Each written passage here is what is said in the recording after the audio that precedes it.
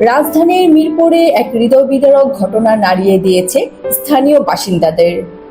একই বাসায় বসবাস করলেও প্রায় এক সপ্তাহ ধরে মৃত অবস্থায় পড়েছিলেন ৭২ বছর বয়সী নূরজাহান বেগম। অথচ তার মৃত্যুর বিষয়টি কেউ টেরই পাননি। রবিবার রাতে জাতীয় জরুরি সেবা 999-এ ফোন পেয়ে মিরপুর ৬ এলাকার একটি ফ্ল্যাট থেকে নূরজাহান বেগমের পচা গলা মরদেহ উদ্ধার করে পুলিশ। প্রাথমিকভাবে ধারণা করা হচ্ছে মৃত্যুর অন্তত ৭ থেকে ৮ দিন পর তার মরদেহ উদ্ধার করা হয়েছে।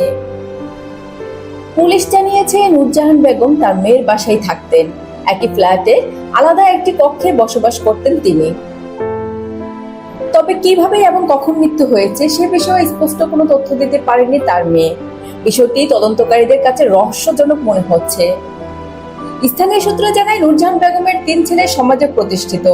একজন সরকারি উচ্চপদস্থ কর্মকর্তা, একজন বিশ্ববিদ্যালয়ের শিক্ষক এবং আরেকজন বিদেশে বসবাস করেন। কিন্তু মায়ের সঙ্গে কেউই থাকতেন না। এই ঘটনাকে ঘিরে উঠেছে পারিবারিক দায়িত্ব ও প্রবীণদের প্রতি যত্ন নিয়ে নানা প্রশ্ন।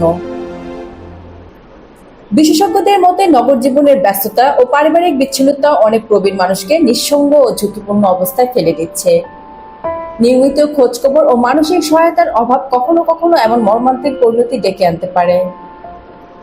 নূরজাহান বেগমের মৃত্যুর প্রকৃত কারণ জানতে ময়নাতদন্তের প্রতিবেদনের অপেক্ষায় রয়েছে পুলিশ।